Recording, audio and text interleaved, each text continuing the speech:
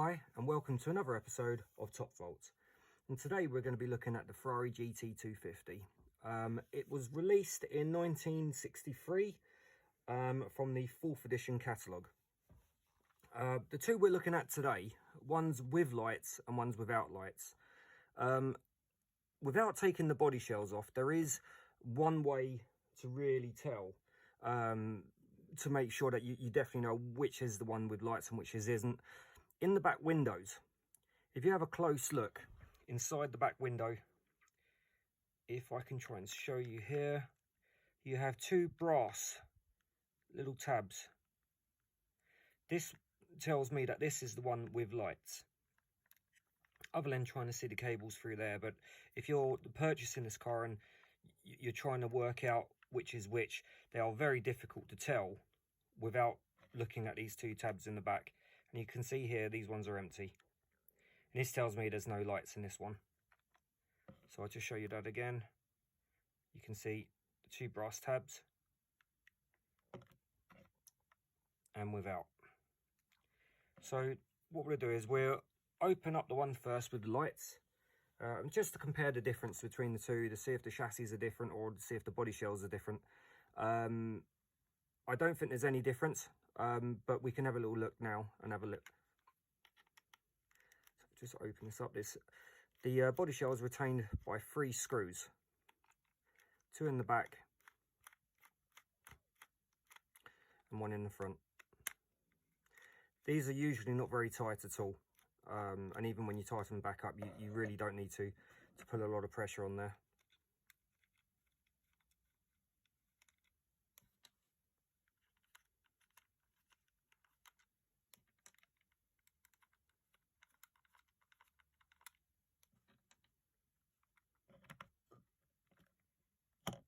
Okay,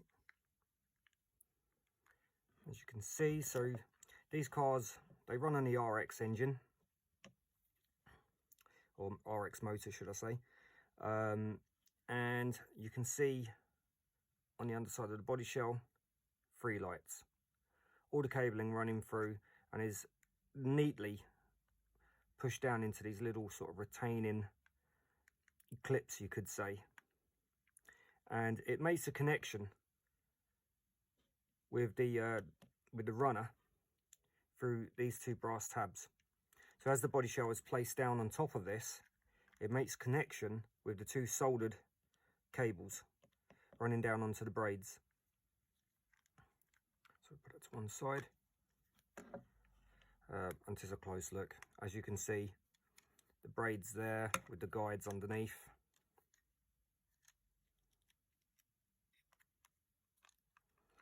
Once again, it's the RX motor. So once again, just wind that back and carefully lift. Being careful because some of these cables can be a little bit brittle through age. And then once again, just checking inside on the brushes, and that all seems clean, which seems very good.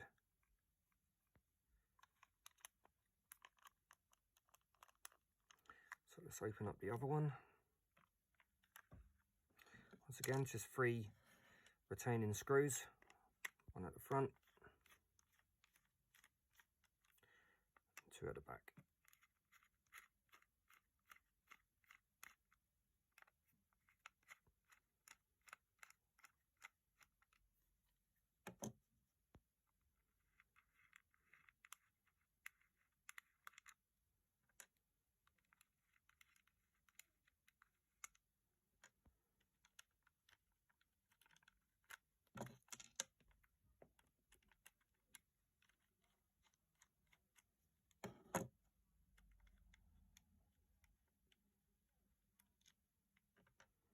Okay, so place that down and carefully lift the body shell off. And as you can see, it has very similar.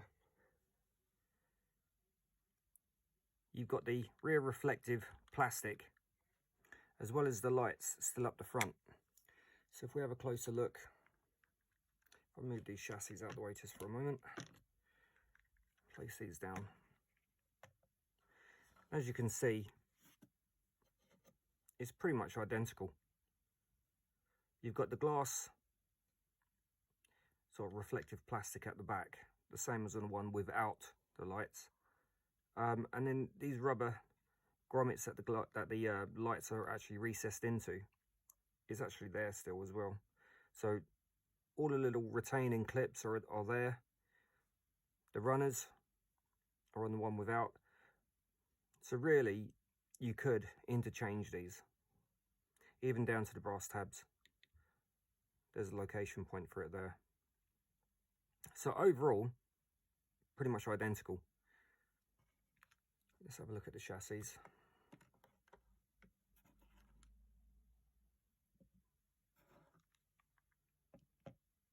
Once again, pretty much identical. Slightly soldered differently. Basically these probably could do with being cut back or actually left over to make a better connection. Where this one, they've been cut shorter inside.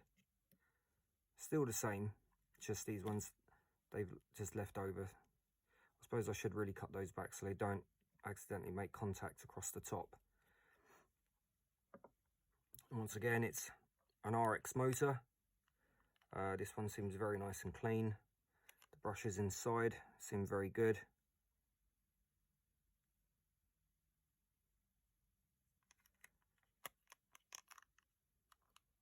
Once again, just roll that in.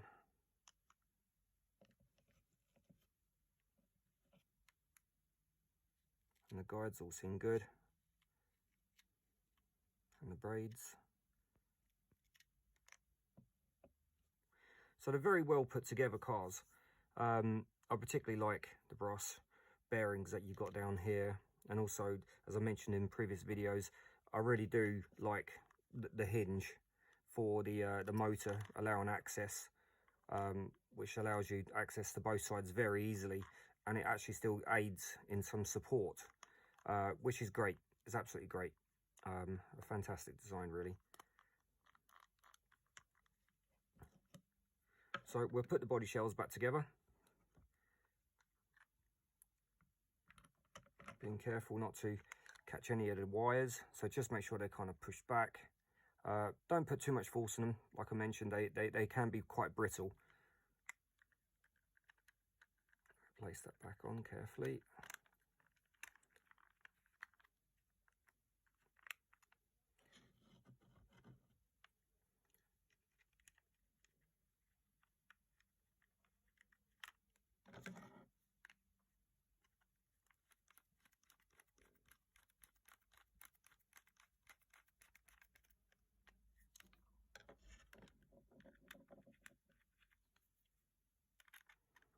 Just put the last two screws in the back. And like I mentioned, you really don't need to apply that much pressure at all. Just a slight turn until you feel resistance, and then just a tiny bit more.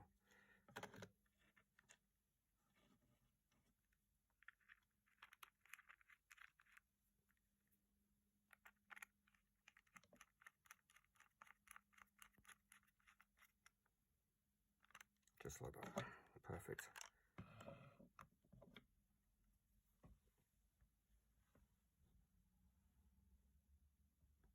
So we'll put this last body shell,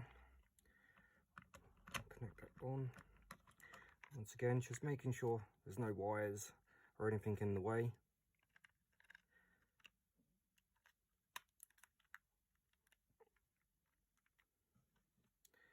Place the screws in.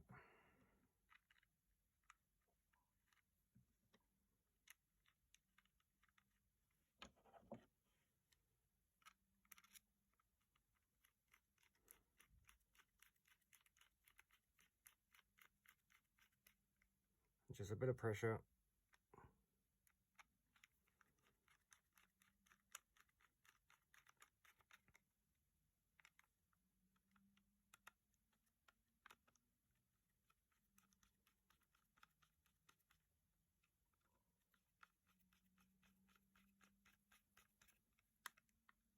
Perfect. Just give that one a tiny bit.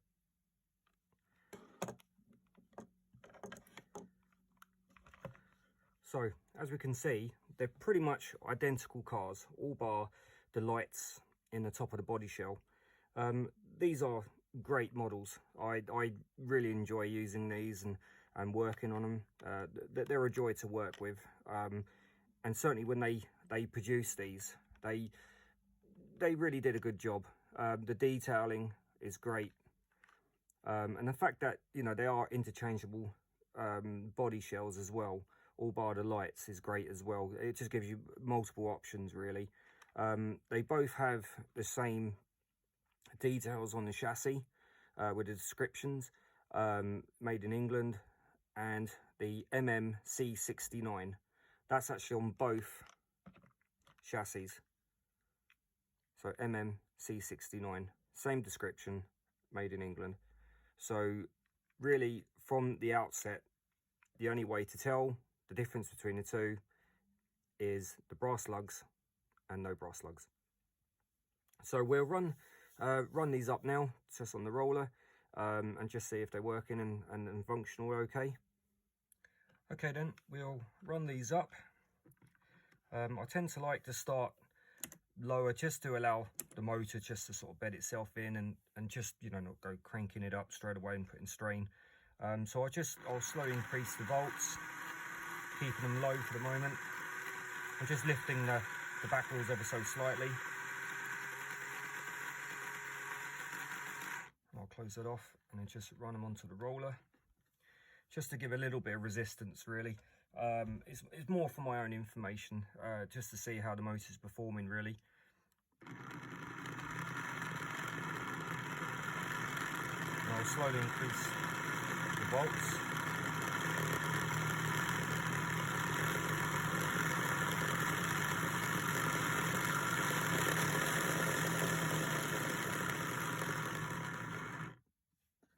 That seems to be working absolutely fine.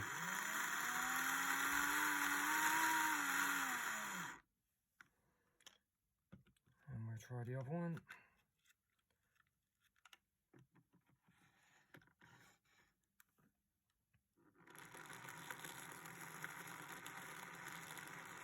Came on very nicely.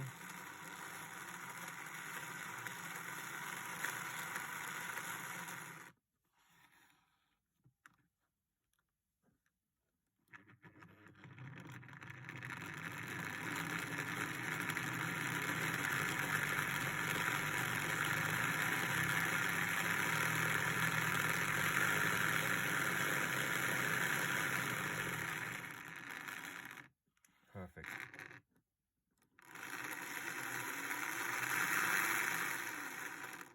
Yeah, that's perfect. I hope you've enjoyed the video and found the tips useful. As always, if you have any tips or advice yourselves that you'd like to give me and others, it's always welcome. Please leave a comment and I'll try my best to get back to you. And I will see you at the next one.